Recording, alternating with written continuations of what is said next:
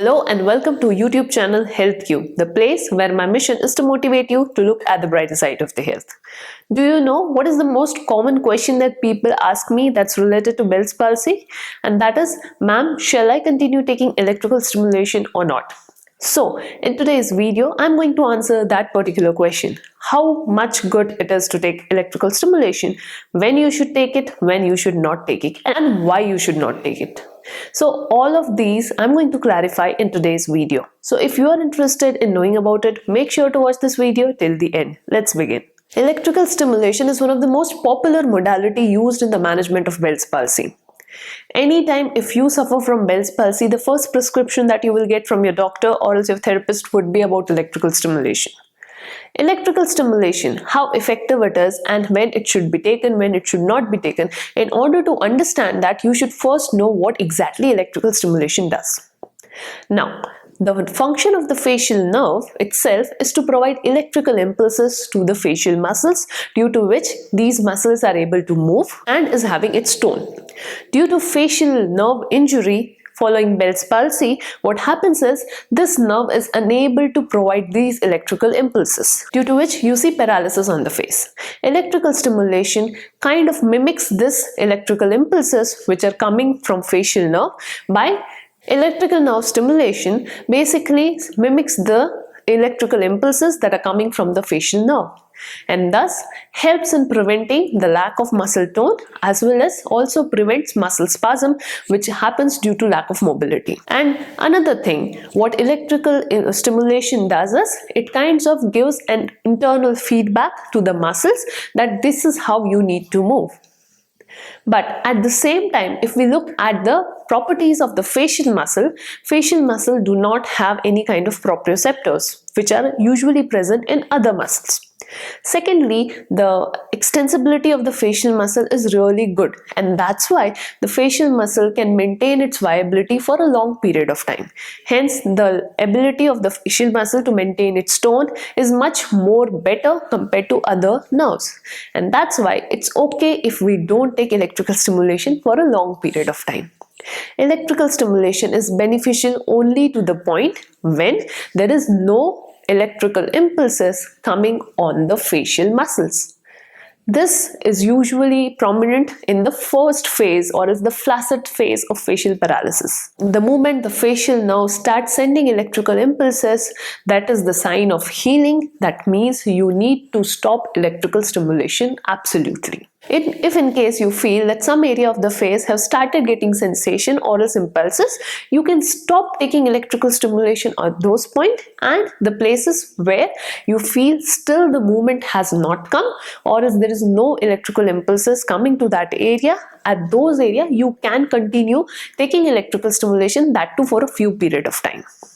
But let me tell you one thing, many of the studies, many of the researchers have said that if electrical stimulation is not given, still with the help of the normal course of nerve regeneration, the facial nerve recovers absolutely normally without even taking electrical stimulation. There is no major change which is seen post taking electrical stimulation.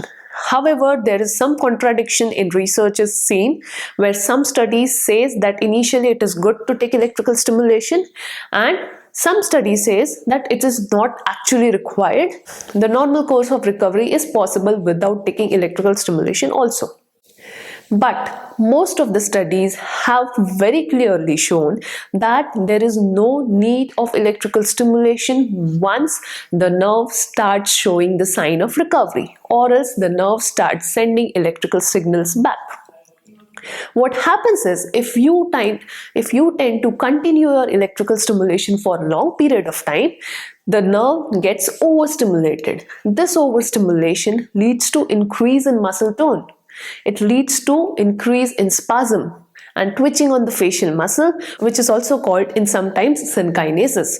So if electrical stimulation is taken for a long period of time due to overstimulation and overfiring of the nerve for a long period of time, the nerve gets irritable or else say hyperexcited, and due to which you will see symptoms of synkinesis more compared to when you don't take electrical stimulation for a long period of time. Hence, if there is any possibility that nerve will recover spontaneously within the duration of 3 months, if there is a sign that the recovery is coming in the initial phase itself, or else if you see that your facial muscles are recovering in the first week or a second week itself, you do not need to take any electrical stimulation, as the nerve itself is recovering and you are not having any kind of severe level of nerve injury. Ideally, in the early stage of Bell's palsy, the most important things that you should take care of or else you should do is first taking care of your eyes,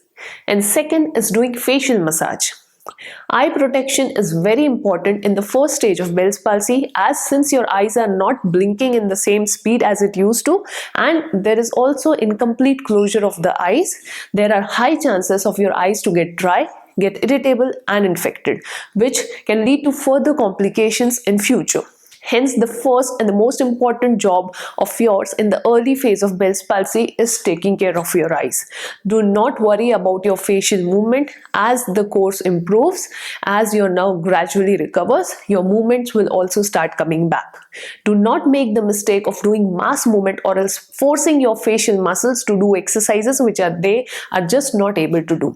If you really want to do exercise, just take the help of hand and just passively do the facial movements in all the direction that you want to do. But make sure that you also do massage regularly, at least 2 times a day, in order to maintain good blood circulation on your facial muscles, to maintain the muscle tone, as well as to maintain the mobility of your facial muscles. As all of these 3 things cannot be achieved with the help of electrical stimulation. As gradually when your facial nerve will start recovering, it will start firing back the electrical impulses over the facial muscles, and gradually your tone will return back to normal. So now, when it is ideal to take electrical stimulation for a long period of time? Unfortunately, there are situations where there is damage to the facial nerve which is at 4th degree, where there is a complete tear or else complete block or else complete rupture of the facial nerve. Mostly this happens in conditions where there is surgical involvement or else some kind of trauma to the ear or else to the facial nerve. In those scenarios, the chances of the nerve to regenerate is absolutely nil. That means there is a requirement of some sort of surgery, or else there is a requirement of electrical stimulation at this point to mimic the facial nerve to fire the electrical impulses. But here the aim is to stimulate the facial muscles itself. Here the stimulation is given at the muscular level on the face in order to maintain the blood supply, in order to maintain the movement and flexibility of the facial muscles. But it is very important that one should be careful about when to take electrical stimulation and when you should not take electrical stimulation, as it can land up into some other complication like synkinesis. Stimulation is not just the only treatment for Bell's palsy management. If you think so, it is not correct. I have made many videos in order to make you understand how the management of Bell's palsy is possible and how long it takes and why it takes such a long period of time. Make sure to watch it. Don't just think that electrical stimulation is the only option. So make sure to take help from a professional while getting treatment for your Bell's palsy. I hope you could understand my answer to your commonly asked question, and that is whether you should continue electrical stimulation or not. If you like this video, make sure to hit the like button. Don't forget to subscribe to this channel and share your feedbacks in the comment section below. I'll see you in another video. Thank you.